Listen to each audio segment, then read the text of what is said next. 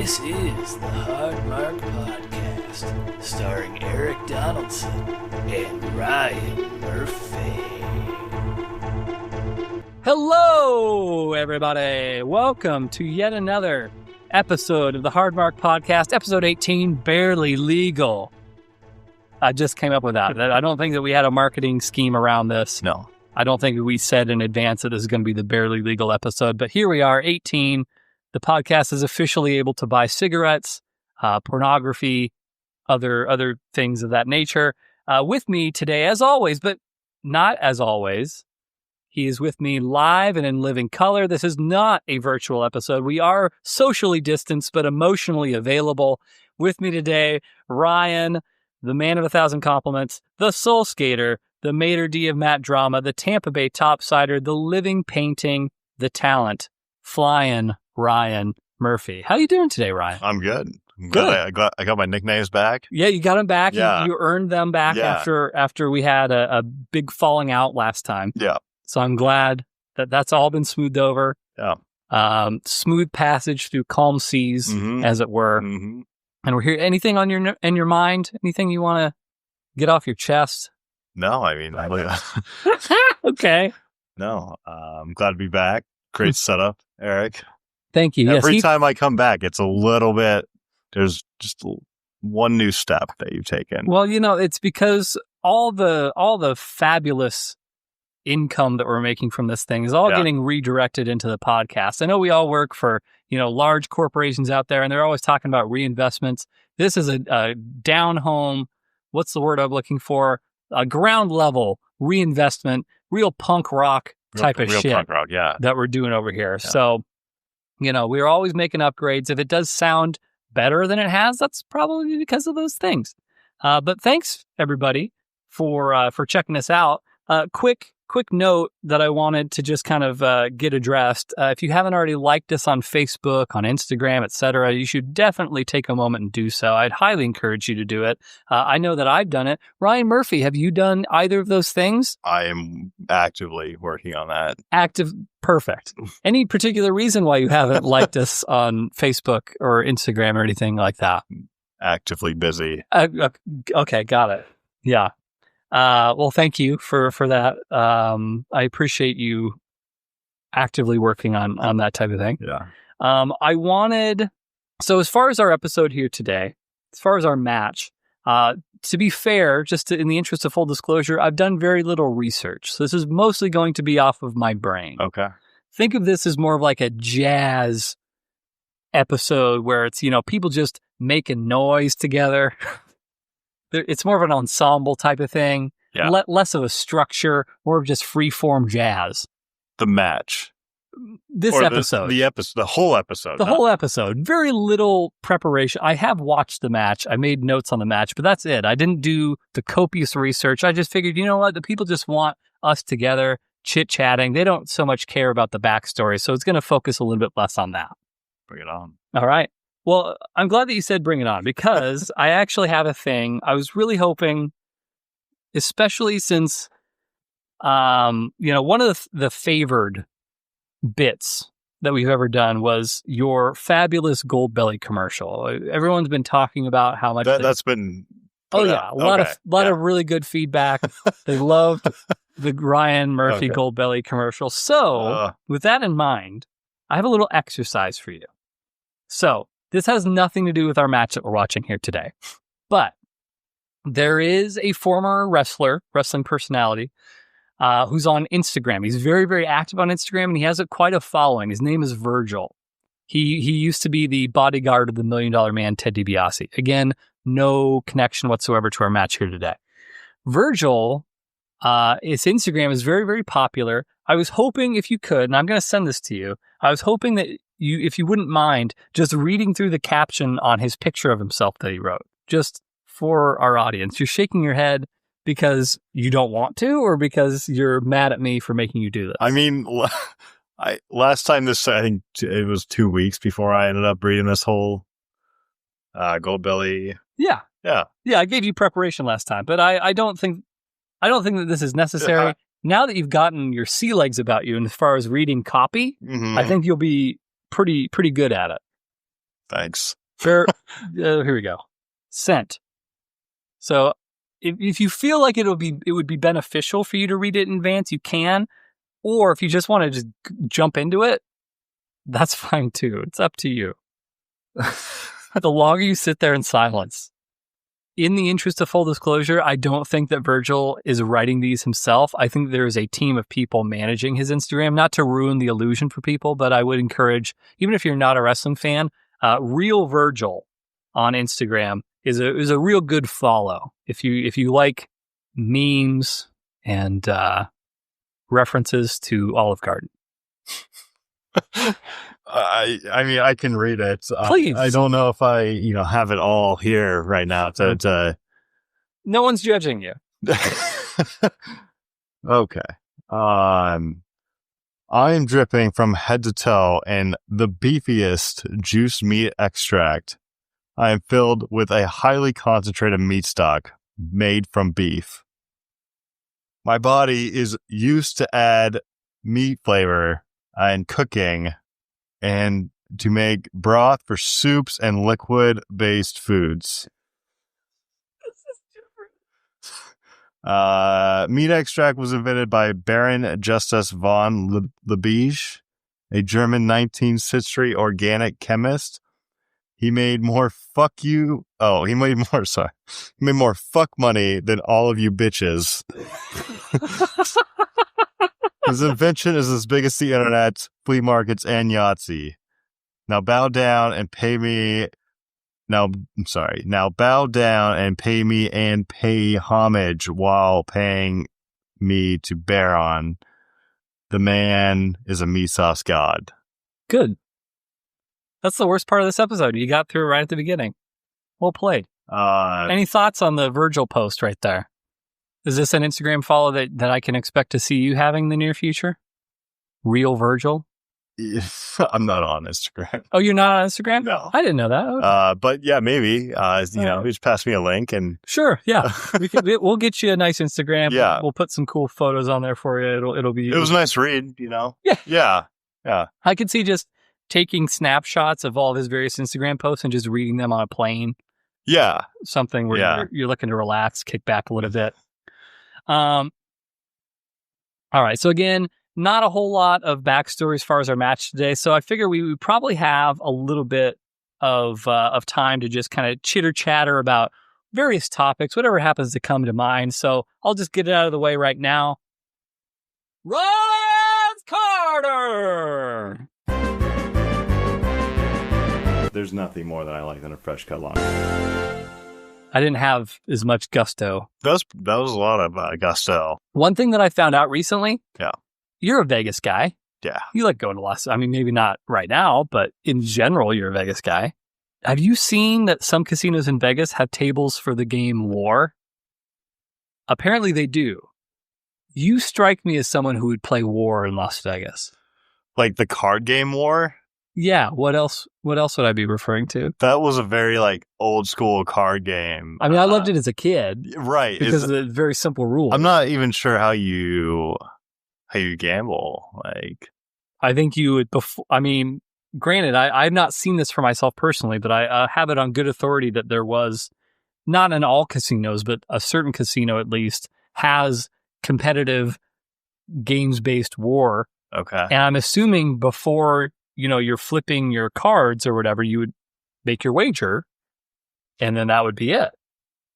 I would be totally interested in seeing something like that. I haven't thought of War in a long time, but I absolutely played it a lot as a kid. Do you gamble? Yeah. When you're in Vegas? Well, yeah. I shouldn't say yeah. You answered that so fast. Well, I do like to. I play a lot of 3-card poker. We'll play a little bit of blackjack. Table, right? Not. Yeah. Okay. Or I'll play play the split or odds on a sports game out there. Okay. But I love gambling. Yeah. So you said 3-card poker? Yeah. And then what was the other one? We'll play blackjack too. Okay. A little bit. I'm not a huge blackjack player, but 3-card poker is really my. I've always been intimidated by the idea of playing cards at a table. So I'll typically stick to video stuff just because I don't want to like be in the hot seat, so to speak, and figure out like what, or like make a mistake and do the wrong thing. I would feel very self-conscious. Yeah. I like 3-card poker is the game I know the best. Uh-huh. And I'm kind of the same way. I don't like hopping onto other tables if I don't fully understand the rules and how to play the game. And also, like, you're playing with 6 people, you got to like handle them too. But like, I am a very good 3-card poker player. Oh, and very people good. will still talk shit about like certain ways that I play the game, even like knowing full well what the rules are and how to like strangers. Yeah. See, I feel like the dealer, strangers, the dealer, the fucking supervisor who's like overseeing the game will like talk shit about like how I'm playing. But is this common? Probably. I mean, there's like some like strategy to like different games. I'm sure it happens, but do you think they're getting mad at you for winning? I play a lot of like you can play like high risk on 3-card poker, but you see people like just slowly lose all their money. Or you can play like lower risk and you can't, like I've hit, certain cards that would have paid like 300 to 1. I've hit it like once or twice, which would be a lot of money, right? But I don't play that because you lose all your chips. Right. And I get called out by the dealer and the supervisor and the players around the table every single time I miss one of those. Okay. And you get like, so it doesn't matter where you play. Like if you're like, worried about like, stepping on a table and not knowing what you do, people are going to talk shit to you like left and right. Like, I don't think I could handle that. I think I'd get like worked up and then I'd start like snapping at people out of like frustration. Yeah, I could see you doing that. Yeah. I would almost certainly start doing that. Yeah. Do you tip dealers after you? Yeah. If I'm winning. Sure. Yeah. Well, I mean, if you lose your ass, you're probably not going to tip. Yeah. What's an appropriate tip? Is it like $5? I'm no loaded fucking guy. Like $5 just regardless, or $5 if you've won? Like what's the threshold? Like I leave the table and I tip $5 usually. As long as you have $5 to tip. What if you like won big? You might throw in $5. You see people like sometimes if they win big, they'll throw like $5-10 in just to tip the dealer. Okay, so you're not playing high stakes tables then. You're. I could be. But are you? I may not be all the time. You might not find me at that table, but okay. Sure, I could be. Yeah, if I wanted to. I would love to see it. I would love to see you count cards and do all the stuff that you do that's getting you kicked out of these casinos and yelled at by supervisors. Fucking hate these supervisors. Yeah. So. Okay. I had no idea that you were actually like actively playing table games. I just assumed. I mean, it's 3-card poker. It's not a very like, there's other. Well, but there's still like a learning curve to that. Yeah. I mean, it's just another card game, but like, I don't like go and play like every card table game on the, in Vegas. Mm-hmm. There's a lot of games. I don't know how to play them. Sure. Well, yeah. I mean, I've never learned how to do, I don't know, craps. I don't know. Yeah. That's the one I want to play. I've heard that that's actually one of the ones that you can win the most money off of if you know what you're doing. I mean, and it seems fairly simple to pick up. Like you can learn how to play the game, but like actually it's different like playing it online on your phone. Oh, sure, anything. And then like getting in there with like 10 people who are like relying on your like throw or like, like I don't want to do that. It's not different online versus in person? What's that? War. I've never played War online. But, exact same thing. Yeah, okay. That makes... Okay, as long as we were sticking on this Ryan's Corner theme for at least a little bit, let me just take a look here at the old notes. Because I just want to get weird today. I feel like it's been a while since we've seen each other in person. Let's just get fucking weird and crazy together. I'm going to ask you a hypothetical. Okay. Are you mentally prepared for this hypothetical? I don't know. I wasn't ready for the last. I'm not going to make you read anything if that makes you feel any better. You have the choice. 2 options. 1, you can go to any time period in the past, anyone that you choose at all, or you can go 100 years in the future. What do you pick? You go 100 years, like any time within 100 years, or? Well, I think you go 100 years backwards. Well, no. So the 100 years is only applicable forwards. So you can either go 100 years into the future. Or you go anytime in the past. Or any time in the past. Does not have to be 100 years in the past. So like you could go to Egypt, you could go to Rome, like ancient Rome. Like as the same like age as you are now. We're going to say that this is the Ryan of you know what? I'll even throw you another bone. It can be prime Ryan. So if you consider prime Ryan to be the Ryan of today, 30-year-old Ryan, then that it could be any Ryan. But it could be 29-year-old Ryan. Maybe that was your physical prime. I don't know. But whatever you determine to be the best version of yourself, maybe it was when you were 17, young and fresh-faced, just full of piss and vinegar. It can be that guy too. I've really never had like that much interest in the future. Okay. All right.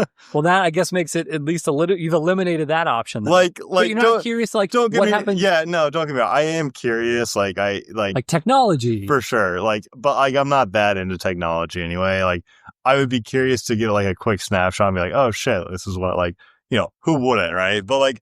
I'd probably go in the past. You're talking about just like a picture on your phone? You would go like I would just be like if you took a person from 100 years ago and you were like, you want to jump 100 years, they'd be like, what the fuck is going on? Like all this shit. They'd probably think it was like super boring. To move 100 years in the future? If someone from 100 years ago from now, so 1920, and they then went to 2020, especially right now, it's all being locked down. Like, what the fuck? Like, this is super. Yeah, but like 2019, like everything we have now, they didn't have. They didn't have planes. Like you see a big plane flying over, you'd be like that'd be. So yes, it would be totally fucking crazy to go in the future. I'm not that interested in it. Like. I like how for a second it sounded like you were almost selling yourself on it, and then you totally buried it. Yeah, I'd probably rather go into the past and where I knew it was like a good time and just like be your prime like self in that period of time. What is prime Ryan? No, now I'm curious what prime Ryan is. Which Ryan gets sent back? I think. Who's the John Connor of Ryans in this situation? I don't really have it. I don't really want to go like the 18, 19, like 20. Which Ryan is being sent nude into the past and has to take police officers' clothes to survive? I know. That's a hard question. All right, we'll switch gears. But which time period then? So we've determined not the future. You don't care about the future.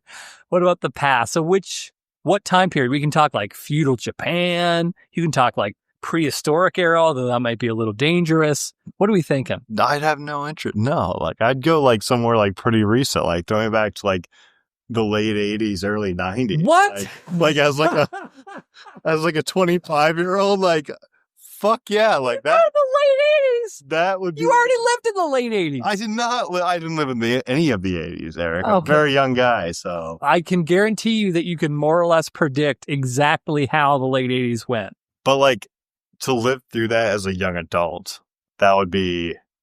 Wait, are you so just so I'm clear, are you approaching this conundrum as if like you're going back there permanently? Like you're just going to fucking live there? Because my thought was you're just going there as a tourist. You're maybe spending like, I don't know, a couple days to a week, and then you're coming back. Okay. But sure, I can see if you're trying to like live in this place, you want a time period where there's medicine and it's not going to be a drastic shift. But it's also a great fucking time, Eric. Like, are you just going back for the Quaaludes? Be honest. I would go back for the Quaaludes. Okay. If that's the case, then if I'm just visiting, then yes, I would like. Okay, I see what you're saying with the question. I don't know how I missed this in the first place, but you miss a lot of things on this podcast. I think I'd probably jump 100 years into the future. Then I thought you didn't care about the future. I don't care to live in the future. Wait, you would rather? I'd rather see what's going on. I'd rather live go back. Okay. And live in a certain time in the past. I feel like that's the opposite of what most people would do. Most people, I think, maybe that's extreme, but I feel like I would be more inclined to want to live in the future than I would in the past, just because I know that whatever exists now, there's going to be some form of that in the future, if not more of it. Maybe. Whereas in the past, you're going to be losing access to, clearly there's not going to be an internet. There's not going to be a lot of the things that you sort of take for granted as creature comforts now. But it's interesting to me that you would, as a tourist, you would be more interested to go, but not to actually live in that environment. Yeah. Yeah. I don't know. I think the future is going to be a weird, sketchy place to live in. I don't know. But, maybe I'm. Is this conspiracy theory, Ryan, coming? I'm not really a conspiracy theorist. I just think now's a really weird time to live in anyway. And like, sure. Yeah. So I wouldn't want to live in the future, but I definitely want to like see what happens in the future. Like a quick snapshot of it would be. But if I was gonna, I'd choose to live in the past. Okay. Yeah. Specifically, the late 80s. I would love 90s. to. I would love to live that period. Yeah. I would choose like, I don't know, feudal Japan, or I know you would. like somewhere in Mongolia in the days of Genghis Khan, and just try. I don't know. Like I probably wouldn't live that long, but I'd like if we're talking like quantum leap rules, if I could just leap into the body of just some random Mongolian dude. I would do that just to be like, holy shit, this shit is nuts. And then zap back into 2020 era. Like, I would be all about that. Just to see it and then come back. Just to see it. Just to be like, because I've heard all the stories about,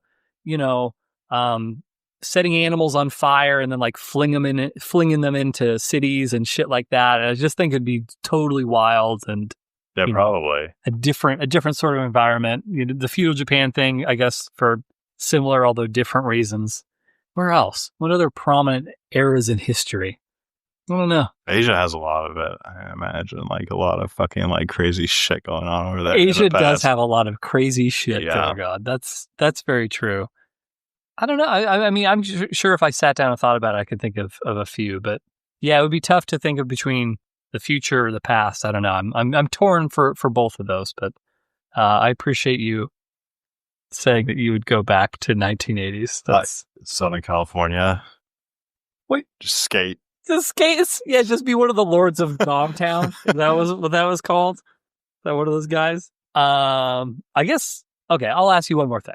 Okay. All right. Where do you stand on peeing in the shower? Yeah, I'm all about it.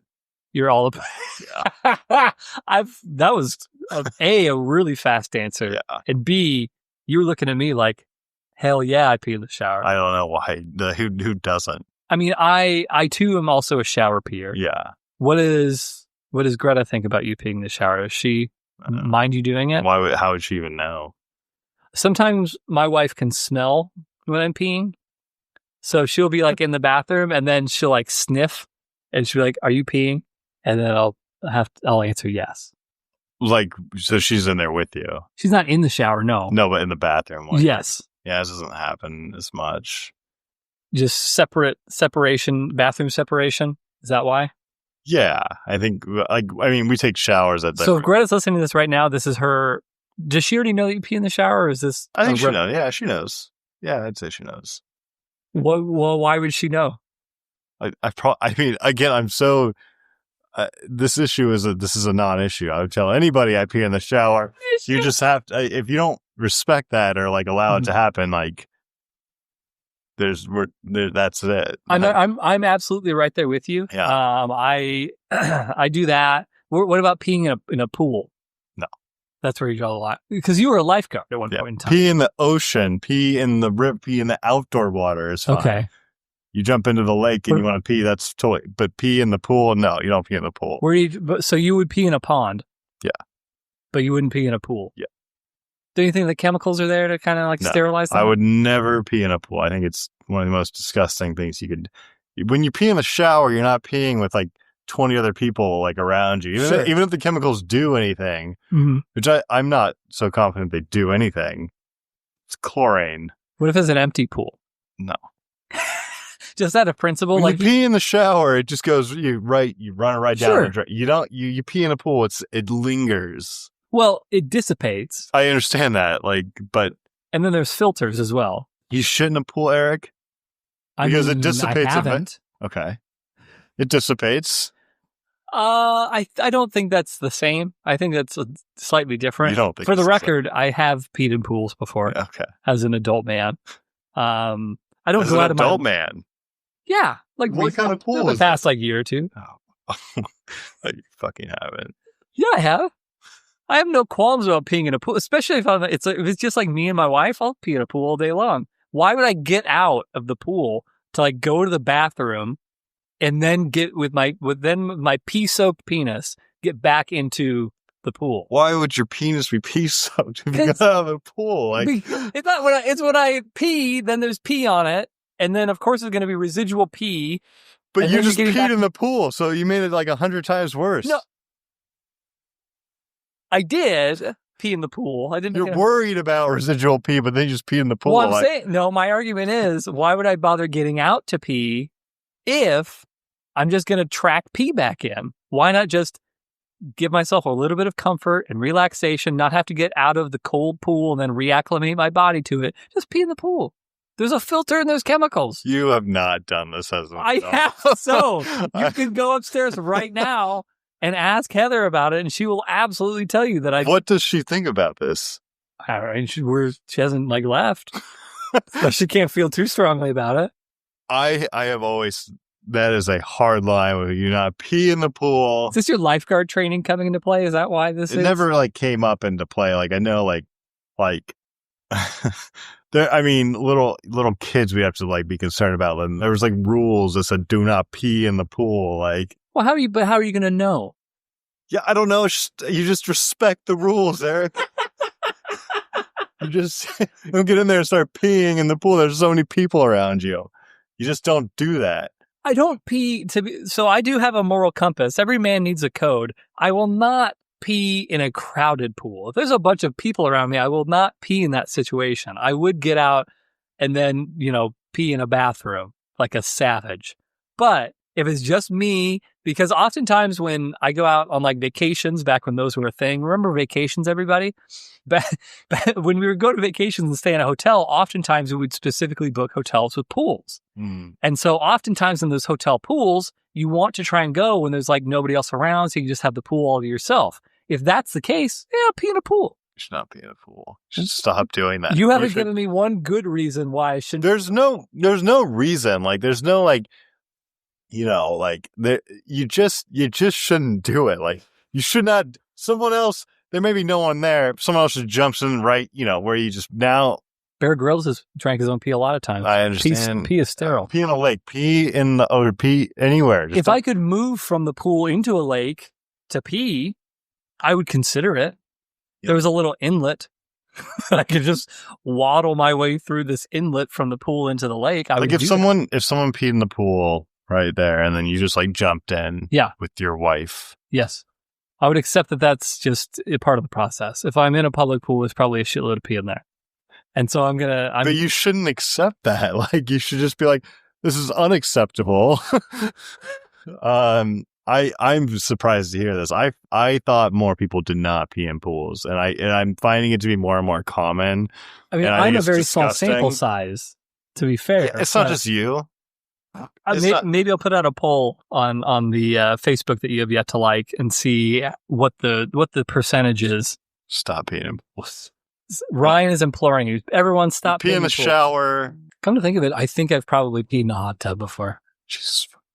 I mean, not commonly, but I think it's all, as much as that's more close, it's even a little bit grosser in some ways. Yeah. It's also, grosser. I feel the water's heated up and there's more action. There's more to I respected you more when you had a very clear delineation about this. You backtracking on this hot tub issue makes me question your whole stance. I just the hotter the water, the less I think of it as just pee, just moving everywhere, just not being cute, I was really hoping you were going to come up with a really cool metaphor, the hotter the water, the sweeter the juice, or something like that. No.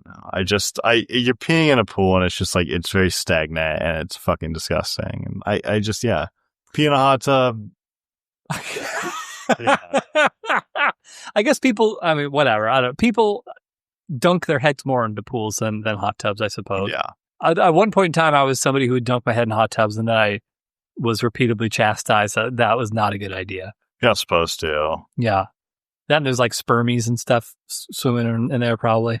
Do you have a problem with people doing that? Jizzing in the pool? I don't think that that's appropriate. But peeing in a pool is just fine. Yeah. Okay. But not sterile. Bear Grylls is drinking. I'm pretty sure semen is sterile too. But is Bear Grylls drinking? That's the question. Okay. That's the question. All right. No, that's good to know. I had no idea you're so. I would have thought you'd said no. I don't pee in pools. Showers for sure, but. Well, you learn something about people every day.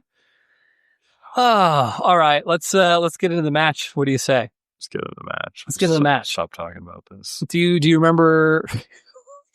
I feel like you're like mad at me now. So our match here this week is going to be Bret Hitman Hart versus Mr. Perfect. I chose this match for no particular reason. I just thought it was a fun match from when I was a child, and I thought it'd be a good idea to watch it. So it takes place in summertime, August of 1991 in Madison Square Garden. You ever been to New York? Wow, that was a weird burp. Sorry. I think all my talking about peeing in pools is making Ryan puke in his own throw up. Yeah. No, I haven't. I would like to go at some point, but I haven't been. I've been once. Yeah. And I don't, if I remember right, I think we walked near Madison Square Garden, but I had meant to like see it. Not that I was going to get inside or anything. Damn bad, but I've been to New York City, but I've never been to, I've never been to Madison Square Garden before. But yeah, so that's when this took place. Bret Hitman Hart, in case you have been following this program for a little while, he was featured in episode 10, the Dream Team versus the $1 Million Team. He was the one, Ryan, that I think you seem to like him. He was the last remaining member of the Dream Team. He fought very valiantly against Ted DiBiase, but he lost. Also, if you remember, that was the defining moment of my childhood where I determined pro wrestling is in fact real, because why else would Bret Hart curse after he lost the match? Okay. I remember that point. He sits up and then he mouths very clearly and right in front of the camera, fuck. Yeah. And to 7-year-old Eric, that was all that I need, or actually 6-year-old Eric, that was all the evidence that I needed. Like, okay, this is real. This is a real thing. Yeah. So since then, Bret Hart, when we first watched him in episode 10, he was a part of the tag team called the Hart Foundation. In an unusual series of events, he and his partner actually had an amicable parting of the ways. So they did not feud with one another. There was no big argument or blow up. Crazy. They just shook hands and parted as friends. What a nice thing to happen in wrestling sometimes. So since that parting of the ways, Bret Hart's become a little bit more focused on a singles career. So he's kind of making his way up the singles ranks. This is his first kind of major opportunity as a singles wrestler. He's going to be wrestling for the Intercontinental Championship in Madison Square Garden. Yeah. I mean, hit us with all your insights, Ryan. I can't wait to. I like any event hosted in Madison Square Garden. There's a certain touch. What do you mean by that? You hear about major like sport. It's in New York City, Madison Square Garden. You've had a lot of famous like matches, games, events there. Yeah, I mean the Knicks. There's a lot something of about boxing. like it's in the air there. Yeah. From what I've heard, I've heard the same thing. So. In wrestling, they actually refer to Madison Square Garden as the Mecca of wrestling, or the Mecca of sports entertainment, depending on who's saying it. Just because the McMahons have been promoting there for so many decades.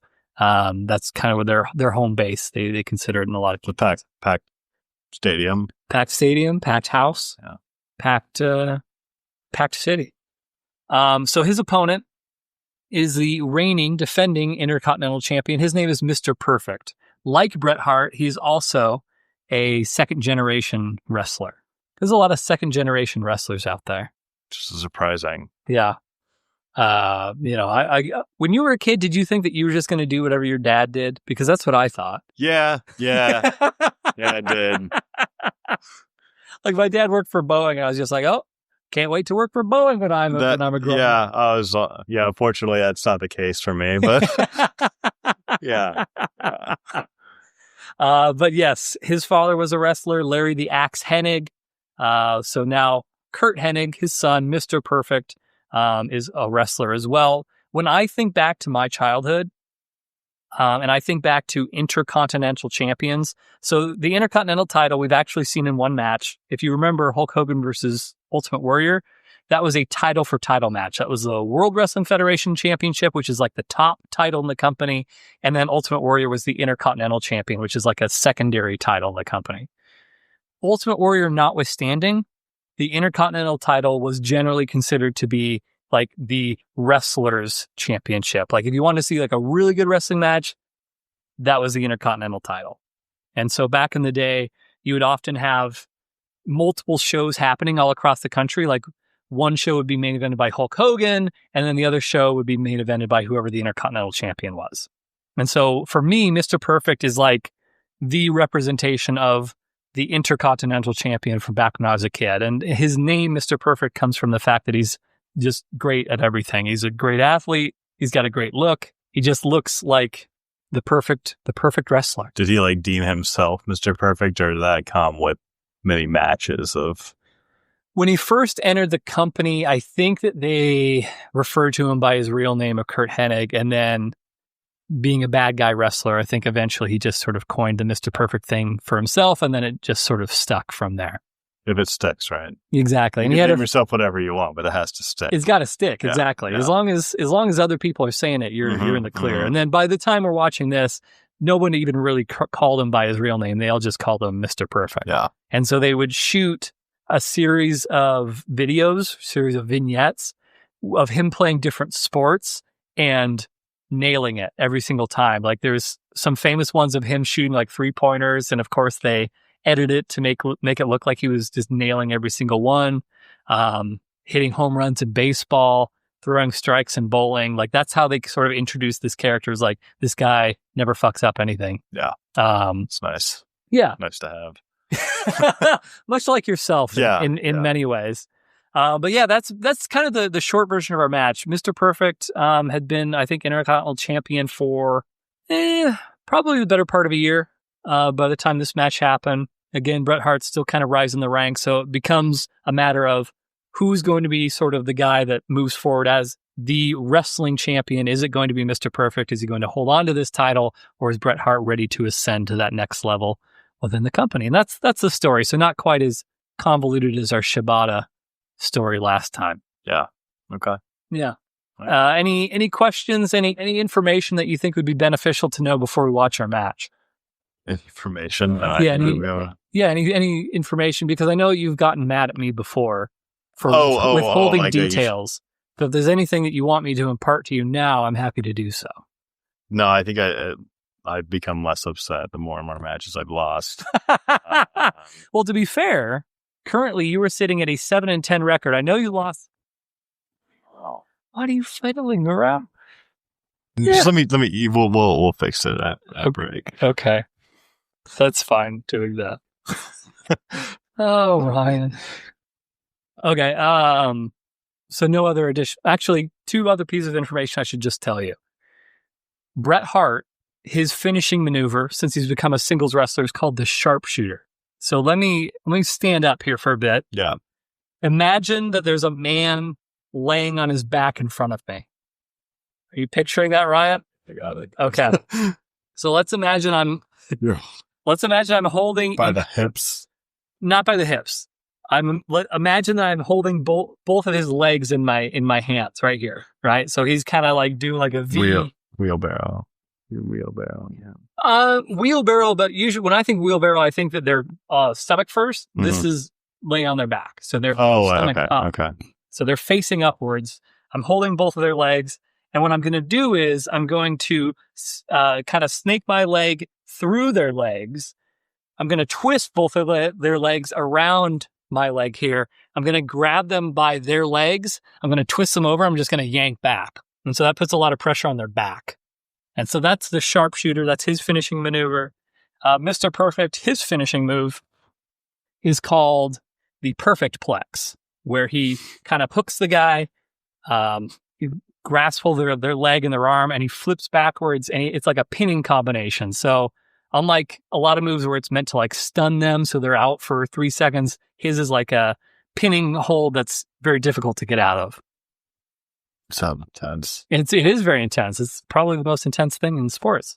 But that's it. Anything else that we should cover before you hope to break your 1-week losing streak and get up to 8-10? Yeah, I will break it. Oh, is that? Are you calling your shot right now? Yeah. You're Babe Ruth in this. Just pointing. I cannot wait to hear how your microphone sounds. Just for the record, depending on whatever creative editing I need to do, just so you know, Ryan knocked his microphone down to the floor and he is currently holding it like a stand-up comedian. I didn't. It fell off. And he's doing his best to like keep it aimed at his mouth, but in reality, it's actually going all over the place. It's like a little kid trying to eat ice cream while they're on a very shaky train. Good. Thanks. Okay. You're welcome. So with all that said, we're going to take a quick commercial break. And I know I said this last time. I'm going to say it again. I'm not saying that you need to... How do I want to phrase this delicately? We are men of science. I'm not asking you to fudge any science. But God damn it, I want a new number one and I want a new number last. That's all that I want. And I want this to happen sometime soon. I'm not saying that this is going to be either of those. Yeah. But just... We don't want to manipulate the data. We can't be too precious about these things, Ryan. I think you're putting Ospreay versus Shingo on a pedestal. It's a great match. But I also think that you're putting Steiner's versus... Show me something better. Like, you're choosing the matches each week. I will take partial responsibility for this, but I will not take full responsibility. Okay. So we're going to see how this match ranks in just a couple minutes. We're going to take a quick commercial break, and when we come back, we'll give you our thoughts on Mr. Perfect versus Bret Hitman Hart. Thank you. Bell's gone. This one's underway. All the marbles at stake here. Take a look. Jam-packed here in the Garden. 20,000 plus on hand. And who knows how many millions around the world watching SummerSlam 91. Perfect's got not only his title on the line, but his reputation. Well, what, Bret Hart ain't got nothing on the line? Bret Hart's got his whole career on his line. Let alone, I don't know if I would like to play in the building if I knew my mom and pop were up there watching. It'd be hard for me. Flew in especially from Calgary, Alberta, Canada for this. True. Your mom and pop were here. They wouldn't let anybody know that you were there. Oh, look at this, a crucifix. Almost got it. I'm not going to kill you for that remark, Boobs.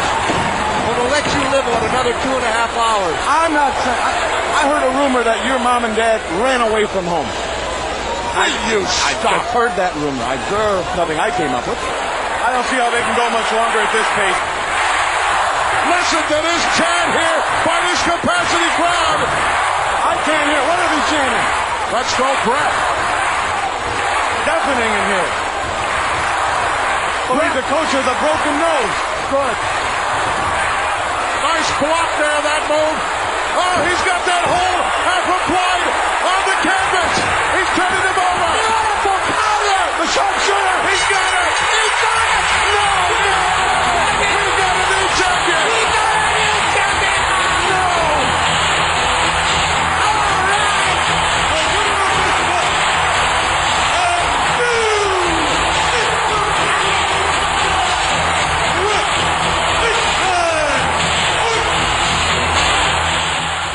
All right. So we just finished watching Bret Hitman Hart versus Mr. Perfect. And guess what, everybody? Ryan is back in the winner's column. That's right. He successfully predicted that Bret Hitman Hart was going to win the match, win the Intercontinental title. And here we are. Ryan, what'd you think of the match? It was pretty good. Okay. Would you say you liked it? Yeah. Okay. I just don't know where to peg it. Like, I don't know, like, what I thought, like... Well, we don't want to put the cart in front of the horse. We can talk about the match a little bit and then kind of make our rankings. It was so back and forth, and so, like, there was no, like... You're talking about in terms of the contest between the two competitors, you mean? It was back and forth? Is that what yeah. Both of them had, like, pretty equal, like, both sides. I didn't know what to pick. I really just took a guess. Sure. Was there anything that swayed your decision to choose Bret? Like, what made you choose him over Mr. Perfect?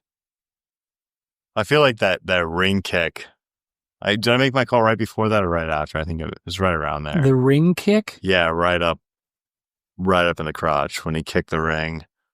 Not Bret himself, but he got caught up there. Yeah.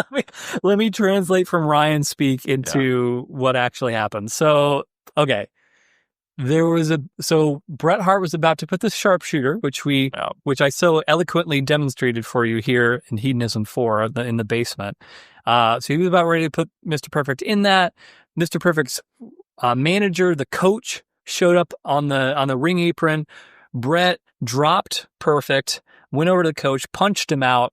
And then while Bret was kind of yelling at him, he had one leg through the middle rope And while he was kind of straddling that middle rope, Mr. Perfect took that opportunity to kick the rope right into Bret's groin. Yeah. And I think your prediction was within a minute or two. I don't know if it was right after that or whatever, but that was what you would say was the determining factor for you? That swayed it. It was so 50-50 that I was like, they're not going to let this guy, like, the fans don't want to see it. The energy doesn't want to see it, right? Like, it went towards Bret at that point. Would you say that Bret's parents being in the audience swayed your opinion at all, or you just no? They just make copious attempts to show someone's parents for no reason whatsoever, and then if he loses, then they're just going to show him again, all heartbroken, like, "Hey, you flew out for fucking nothing." Yeah, that's fair. Let's go to their notes. Okay, so right off the bat, little promo from Mr. Perfect. You said he looked like Mr. Clean. He's not bald. Yeah, but he had the same, like... Let me pull up a picture of Mr. Clean just so you understand who I understand Mr. Clean is bald. I get that. That's kind of his defining trait. But he's also a big fucking bulky guy. Like, okay. Sure, okay. I can see that. But I guess for my benefit, I will pull up Mr. Clean.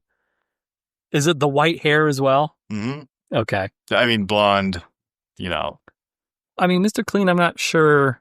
I don't know if I'd consider him blonde. He's more just like a white silver fox. Okay. I mean, okay. If you cut off all of Mr. Perfect's hair, I could see there being a connection there with Mr. Clean. So I could see that. Sure. His mullet was almost like a little bit like a crew top, like kind of, like. His hair in this match was very weird. It was weird because it started off one way, it did not end that way. His hair did start off one way, and he had it tied back, pulled back, and then by the end, it was just like a weird. Was it tied back? I thought it was just like a mullet, but maybe it was tied back. I think he had a something like a little ponytail. I don't know. What do you call that? A scrunchie? Not a scrunchie. Just a band, a hair band, a hair tie, a hair tie. Ponytail-like thing. A hair tie. I'm pretty sure it had a hair tie in. And then there was a lot of hair shit in this match. I think you and I can both agree on that. Yeah. A lot of hair shit. That, was part of the match. The ref didn't really kind of like pointed a finger. Don't do that. Well, Ryan, if you or I were a referee out there on the day-to-day, living the dream of a referee, you want the match to be decided in the ring. You don't want it to come down to a judge's decision. I like that, yeah.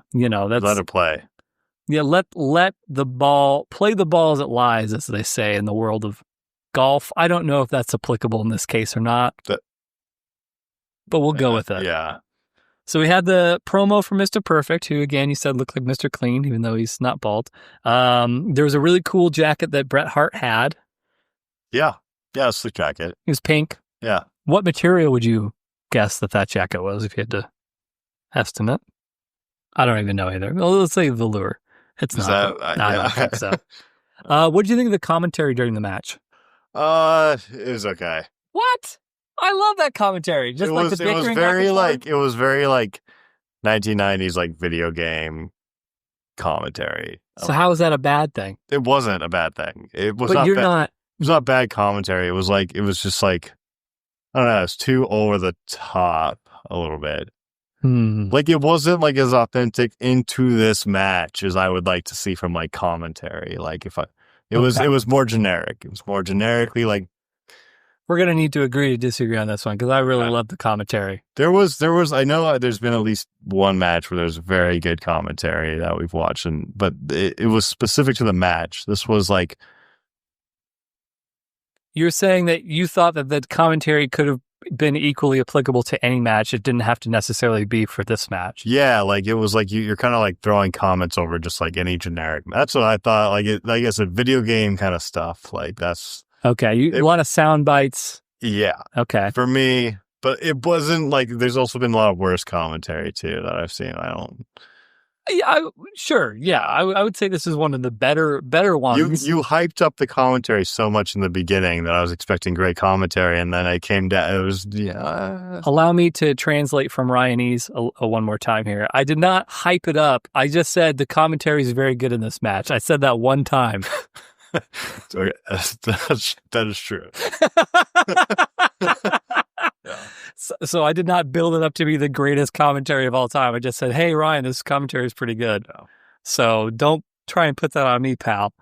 Okay, so commentary, the sunglasses. We both commented on the sunglasses. Remember that Bret gave out to the little kid at the start of the match? Oh, yeah. Those sunglasses are so fucking cool. Have you seen those kind of like, not in that way, but like that style, like that frame kind of come back a little bit? Like, has it? I've seen like people with these like, it's not like the wraparound, like, but it's like that's frame style. Like, it's like what he was giving out was considered a wraparound shade, which is like different. Yeah. I mean, and those were fucking cool. Like, I would like to have a pair myself, but I feel like that sort of thing is coming back. And now that I'm Google searching wraparound, what he had was more than this. So what Bret had, you can imagine like a wraparound sunglass, but like this went, the lens, the shade went, I would say, from temple to temple. Yeah. Oh, easily. On your head. Yeah. And it was just like pink. It was like a hot pink temple to temple shade. I had a pair as a child, and I thought they were the fucking coolest things in the entire... I don't have a lot of regrets in my life, but I cannot think of any reason why I do not still have those. Yeah. You probably can get something like that. Yeah, he sells them on his website, actually. Yeah. We should get a pair. Yeah. I think so. They work for like wrestling, wear them on the boat. Oh my holy fuck. Yeah. I know you are happily in a relationship, but imagine a single man with a boat. Can you imagine? With Bret Hart sunglasses, you would be slaying it. I know. Anybody would. Not even just Ryan, especially Ryan, but anybody. Yeah. But anybody would, especially 17-year-old Ryan with a boat and those sunglasses. God damn. You just let me know. What a stud. Where they're at. We'll see. Maybe I still have not seen you wear your Los shirt. So once we knock that out, then we can move on to Bret Hart sunglasses. Let's see here. The hair pulling we talked about a little bit. There was some like crazy hair pulling moves. Like one of them was like fucking intense. I know exactly what you're talking about. The Beal. So that's called a Beal, but usually a normal Beal is where you like pick the guy up by like their shoulders and then you kind of just throw them as far as you can.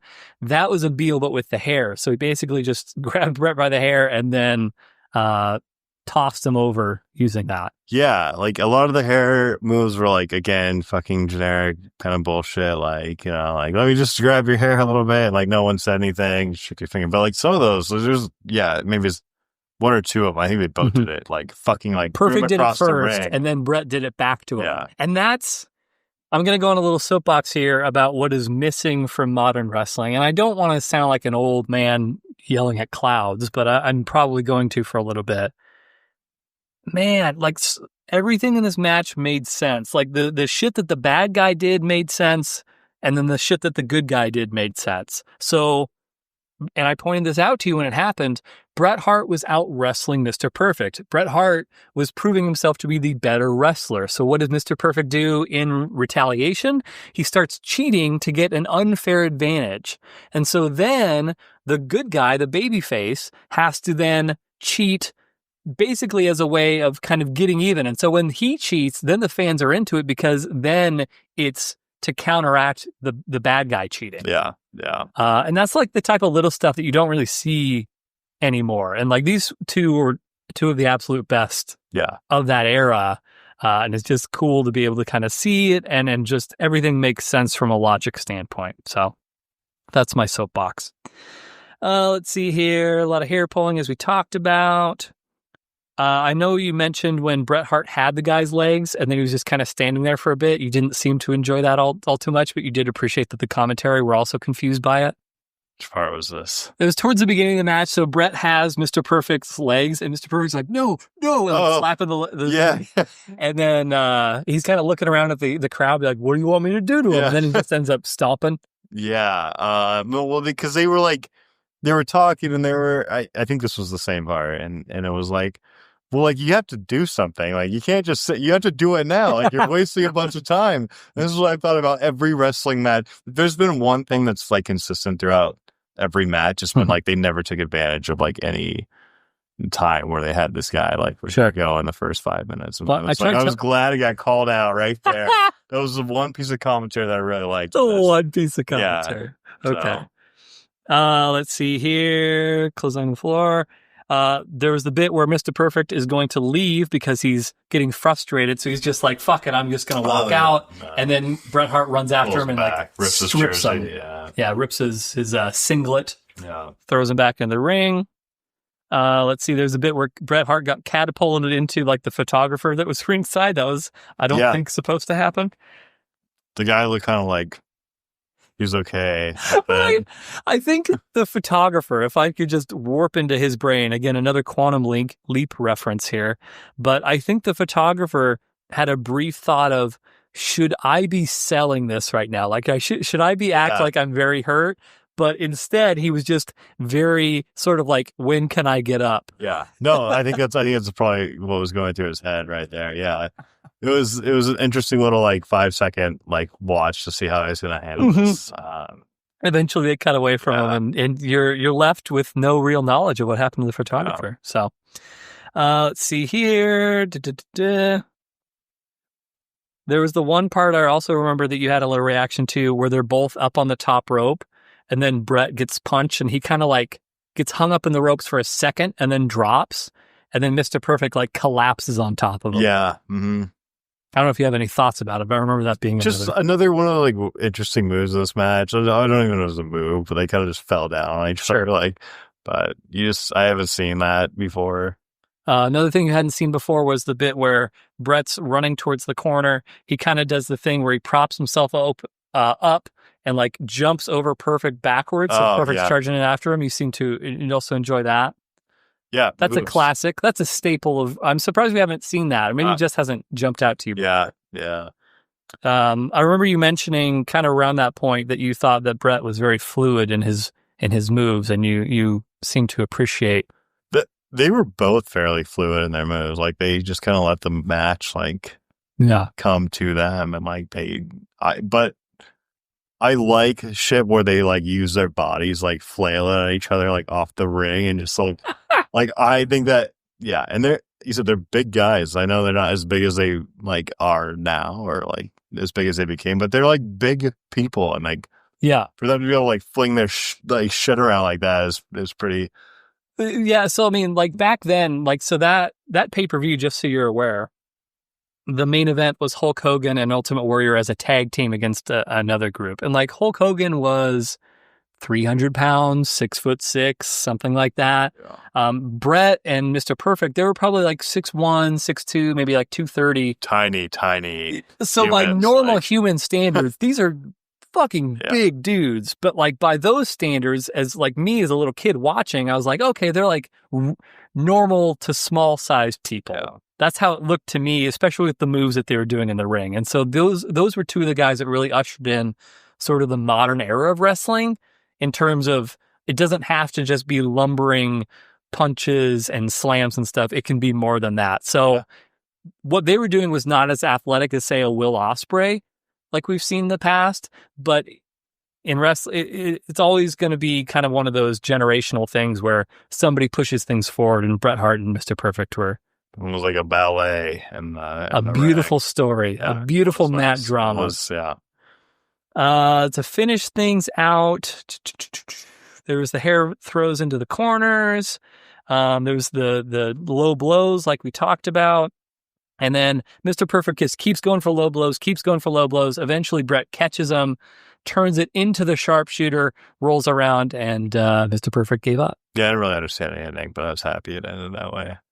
It was just so quick. It just like quickly happened. I was like, oh, like he's... I don't think I've ever seen Bret Hart do the sharpshooter from that position before, maybe like once or twice, but usually he would just do what I was describing. He would like stand over the guy, loop his legs through, and then twist him over and pull back. But in this case, he caught Perfect's leg while they were both on the ground and then kind of turned it. It was pretty abrupt. Yeah, it was pretty abrupt, but I think the people were ready. You could hear the "Let's Go Bret" chants, and they were excited.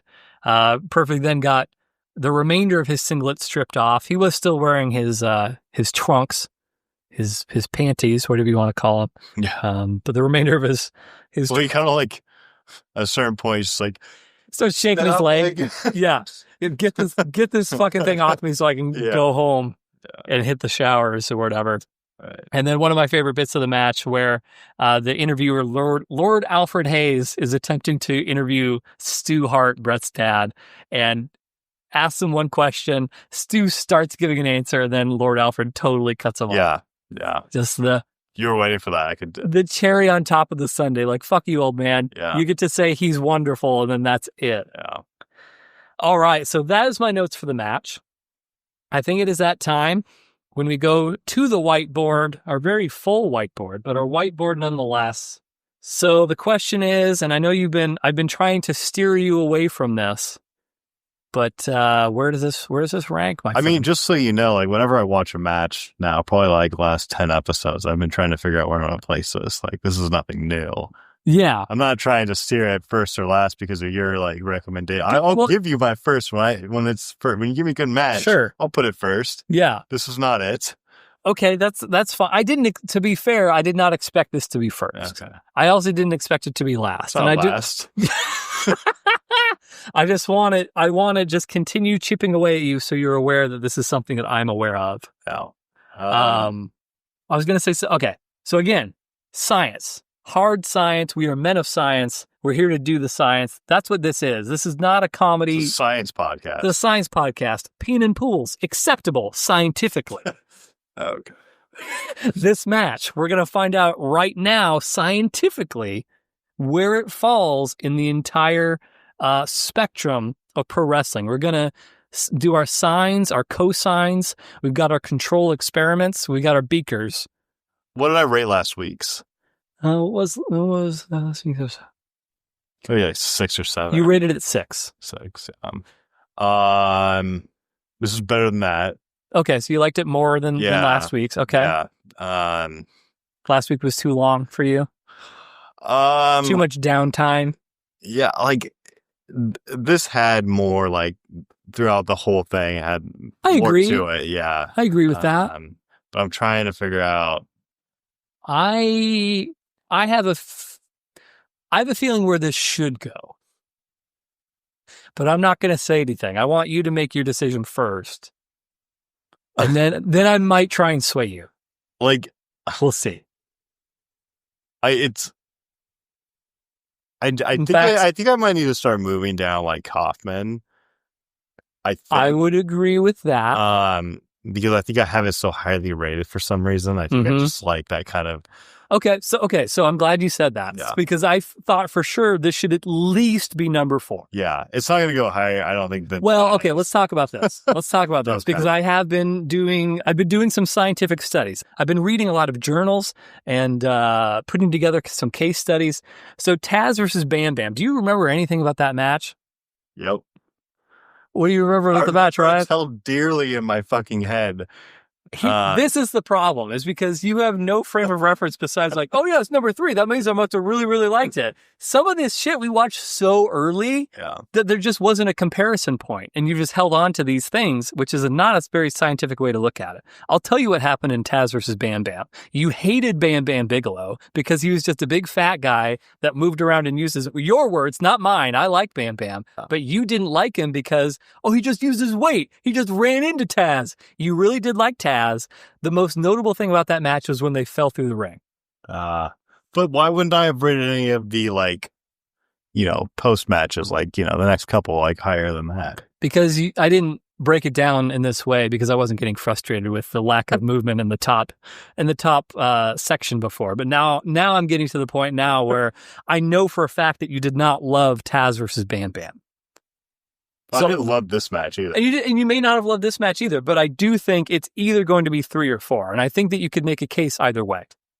Because it seemed like, just, again, scientifically, you liked both Bret Hart and Mr. Perfect. So there was not a weak link in this match between the two of those. There wasn't, no. But let's go to number 4 now.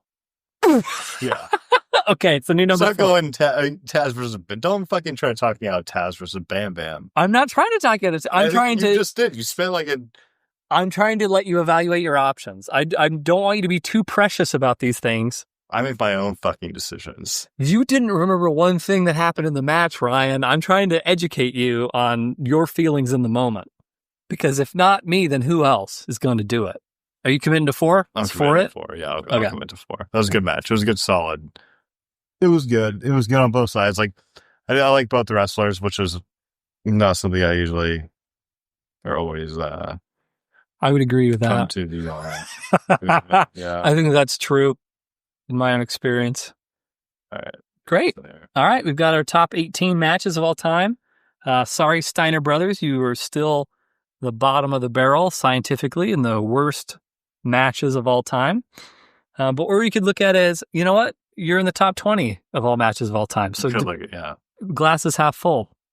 Anything else worth noting around our match here today, Ryan, that you want to impart to our beautiful listeners who have made the choice to stream or download this from Anchor, Spotify, Apple Podcasts, Stitcher, iHeartRadio, any of our number of partners that are out there in the world today? I spelled Taz versus Bam Bam, but you're trying to rile me up. All right.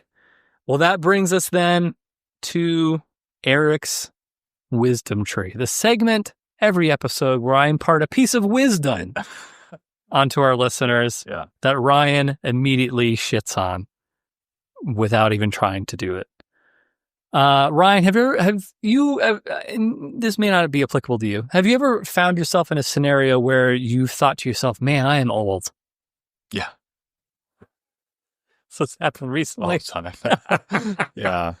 I have a foolproof method. If you yourself out there listening, if you think, man, I am old. I'm an old man. I'm an old woman, whatever the case may be. Or maybe you're looking at somebody like, they're old. That's an old person. Here's how you know for a fact, definitively, scientifically, if this person is old or not. Anyone who's old will not jump. No one's ever seen an old person jumping. So if you ever feel real old, just jump. And with that said, that's Eric's wisdom tree. Do you? I feel like you have something to say about that. No, I just think it's fucking stupid. Well, no one's asking for your fucking wisdom, so okay. Blow it out here. Have you ever seen an old person jump, Ryan? Yeah. No, you have not. Come on, 6-year-old can jump higher than you probably. Then they're not old. Then they're not old. What is old? That's what I'm saying. Old is someone who can't jump. How many people in a senior living, assisted living facility have you ever seen leap? A leap is a different word than jump. Even just a hop. That's also a different word.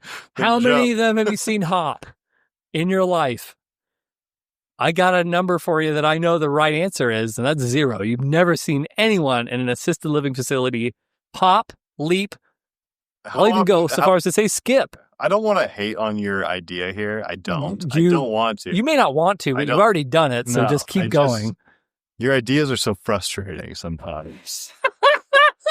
Well, that you and I can agree on, because I find your ideas equally frustrating, man, who would go into 1989 of any time period in the history of the earth. To live, Eric. To live. Uh-huh. Not to go visit. You can't refute this. Old people do not jump. What is old to you? Someone who can't jump is old. That's unrealistic to just say they're old. I'm trying to give just people... them when you were 10? Yeah. How old was an old person? Your dad? Yeah. 40? You probably had great hops. If there's any 10-year-olds listening to this podcast right now, any 10-year-olds within the sound of my voice, if you think your daddy's old, just ask him to jump. And if he can, he's not that old. What's so hard to understand about this, Ryan? I am very, very... What's the word here? Old. I'm very conscious about my age right now, and I'm having a difficult time with your fucking stupid jumping fucking thing about old people. I'm having a very difficult time with that. That seems like right now. a you problem. That's not my issue. Can you jump right now? Because I can jump so fucking high. Well, then you're not old, so what do you have to worry about? But I could jump high when I was 62. When I am 60. I mean, you might be dead. I could be. That's true, yeah. I don't know what your cholesterol looks like or anything like that. I still like it. I don't like what you said. Mm-hmm. I'm saying there is a line in the sand of the truly old, and the truly old cannot jump. That's the rule. I think a truly old person could jump too. Like also like they might be able to and then like hurt themselves. If you can jump and then not injure yourself. I feel my grandpa could jump a little bit. Well, what do you consider a jump? Like a hop? You'll know it when you see it. You know when you see it. And with that said, that concludes this episode 18, the number of the legality. Exciting stuff. My goodness. Thanks, everybody. Next week, what do we got on tap for next week? Should I verify? Do you care, Ryan? No. Wow. Do it. You don't care, or you're saying I should say it? Say it. Remember Ric Flair? No. What? Just kidding. Yeah, you do. Of course I do. Woo! Even at this point, Ric Flair is so like just embedded into my head. Well, next week we got another match that's not going to be first and it's not going to be last, but it's Ric Flair versus Terry Funk, which is a good match. Terry Funk. We've seen Terry Funk as well. He was the one who was in the empty arena match against Jerry Lawler. He was the one screaming and shouting and carrying on. Got it. Arguably the greatest of all time, depending Yeah. As far as that era, anyway. Yeah. But yeah, Ric Flair versus Terry Funk should be a good one. Won't be first, won't be last, but hey, it'll be somewhere in the middle. And who doesn't love middling matches to just fill content, right, everybody? Anyway, I hope you have a good rest of your day. And if you're not hard, maybe you should consider getting hard. And once you get hard, you should probably stay hard. Bye, everybody. I am dripping from head to toe in the beefiest juice meat extract.